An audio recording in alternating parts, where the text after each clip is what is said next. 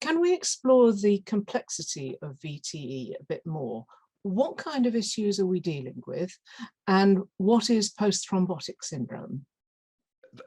It's something that's worth discussing, because I think often people forget about the complexity of treatment, and I tend to think about it in three different phases. So I think acutely, when we think about the complexity of VTE, is to do with the selection of the initial anticoagulant. And ultimately, it's not quite as clear cut as just saying we've got one treatment that we can put every patient on. There's differences in terms of the provoking factors for VT, in terms of the locations of VT, in terms of patient factors such as renal function, weight, antiphospholipid syndrome. So the first complexity is in choosing the correct anticoagulant. The second complexity is in how long do we treat these patients for, especially in terms of the fact that we know now the VT recurrence rates are higher than we maybe previously thought. And so far more now we're assessing patients even after first-time events for lifelong anticoagulant therapy. So again, that requires a specialist knowledge to be able to make those decisions. And thirdly, and which is what you just touched on, is that long-term risk of complication. And you mentioned the term there quite rightly, which is post-thrombotic syndrome, which I'll just briefly give you a background to. So around about 30% of our DVT patients will go on to develop post-thrombotic syndrome, which is essentially where patients have the long-term symptoms of VT, despite them not having recurrent thrombotic episodes. So patients will often have long-term leg swelling, cramping, pain. The difficulty with it is that there's no known effective treatment or cure for it. And so much of it comes down to patient expectation management and maybe things like stockings that can help to support them. But as I mentioned, a third of our patients will develop this. So we have to identify that. And hence, at the point where we're discharging patients, we have to do a lot of awareness with them and management of expectation around the resolution of those symptoms.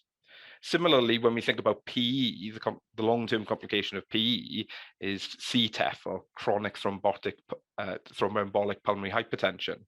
So again, this can be quite a disabling condition whereby you have chronic clots within your lung, developing high pressures within the right side of your heart. And as I mentioned, a lot of these patients have long-term dyspnea, and their performance in life is greatly reduced.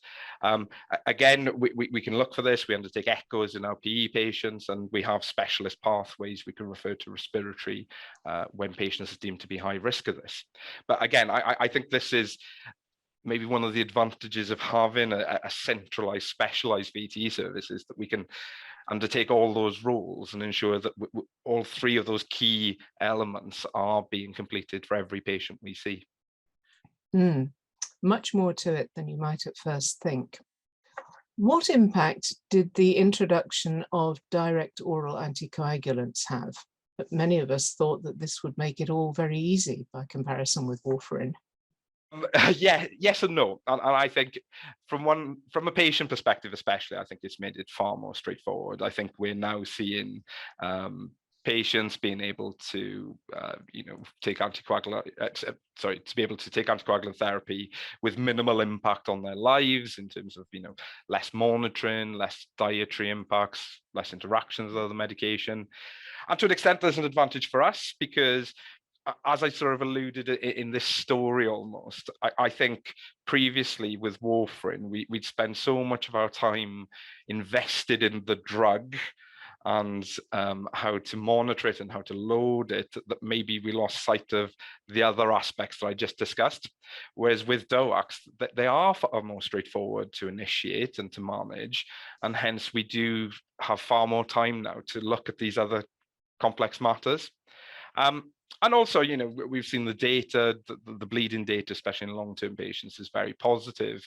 And I think that now, because we're far more comfortable with the idea of using long-term anticoagulant therapy, we are seeing far more people with first unprovoked VT going on to receive lifelong anticoagulant therapy.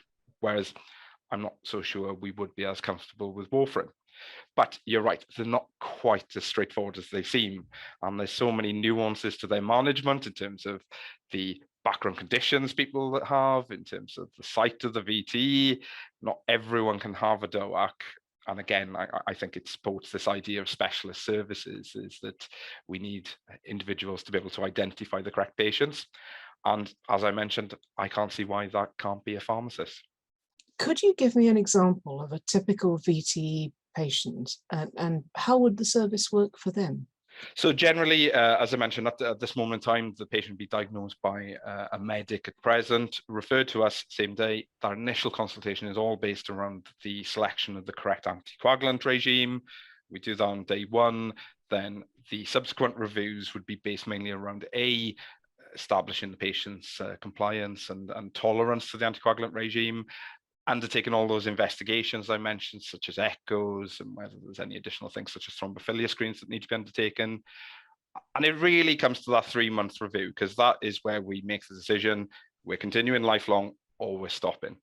And so much of the sort of discussion around that's undertaken at the 3-month review. And then once we've made a decision, patient gets either counselled if they've stopped, or they get referred to their GP for ongoing management. Thank you. That's a very useful point about the importance of review.